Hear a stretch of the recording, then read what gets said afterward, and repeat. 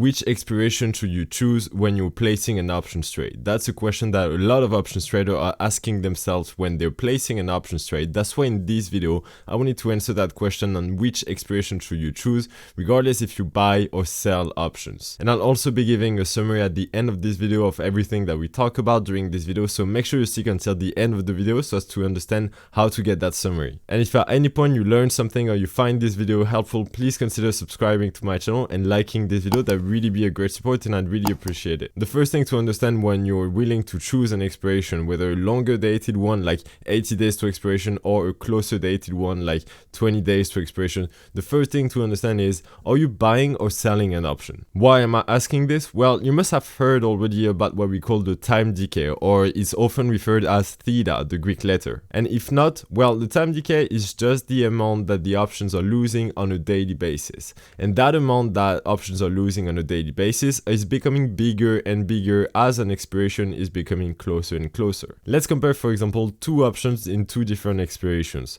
One is a very closer dated expiration, meaning it's going to expire in few weeks, and the other one is going to expire in few months. If you compare the two time decays together, you can see that there is a major difference between the two, and it's because the time decay has a very particular specificity. It's going to increase as the expiration is going to come closer, and the curve of the time decay is actually exponential, and you can see that it's going to speed up when we arrive around 45 days to expiration. So knowing this, knowing that options are losing value on a daily basis, and as we get closer to expiration, the more value they're going to lose. Knowing this, when you buy an option, which expiration would you actually want to go for? Would you want to go for a closer dated expiration where the time decay is bigger, or would you want to go for a longer dated one? And I truly believe that when you buy an option, you should go for longer dated expiration, around 60 to 80 days to expiration.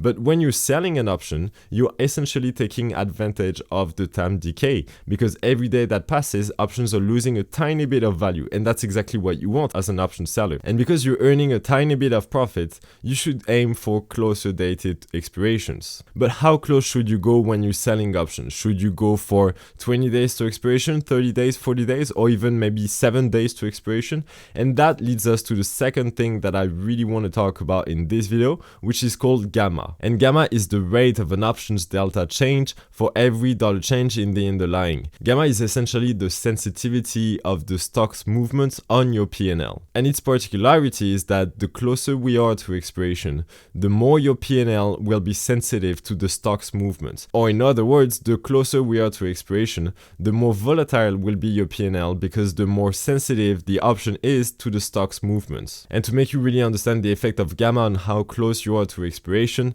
let's take the examples of two expirations. One option has a very close expiration like 7 days to expiration, and the other one has a much longer expiration like 60 days to expiration. To illustrate the effect of gamma, for the 7 days to expiration option, well, if the stock was going to move by $1, you could, for example, gain $10 in your P&L if you had bought a call option, for example. But for the 60-day to expiration call option, for example, if the stock was going to move by $1, you would only earn $1. So you see that there is a massive difference between the 60-day expiration option and the 7-day expiration option. For the closer dated to expiration, you earn much more when the stock is moving in your direction, and you're losing much more when the stock is going to move against you. For the longer dated expiration, you're going to earn less if the stock is moving in your direction, but you're also going to lose less if the stock is moving against you. And why do I even mention this? Why do I mention gamma? Why is that important?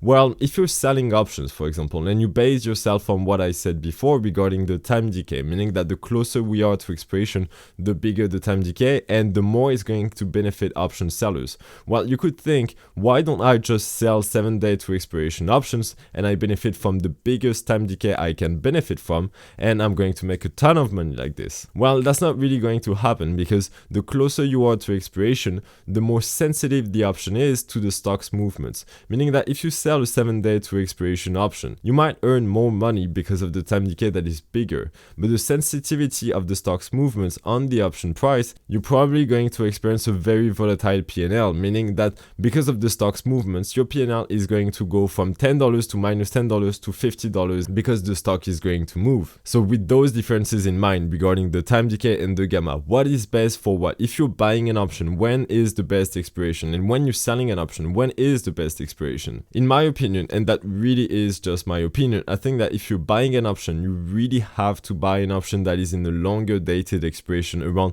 60 to 80 days to expiration, so you're not hurt too much by the time decay. And if you're selling options, I don't think that you should go into the 7 days to expiration or 14 days to expiration because of what we saw before, because of gamma.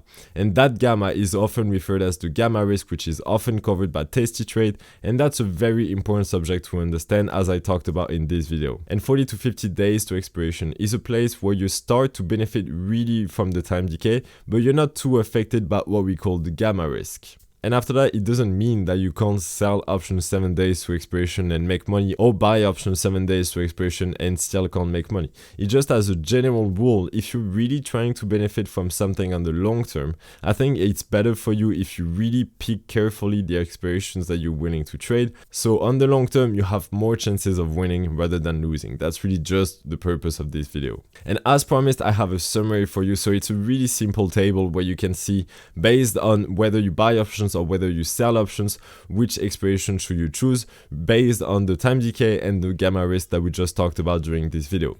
You'll find the link in the description so as to download this. I hope it will help you remember in the future which expiration should you choose, regardless if you buy or sell options. And if you have any question, please comment them below. I'll happily answer any question you can have.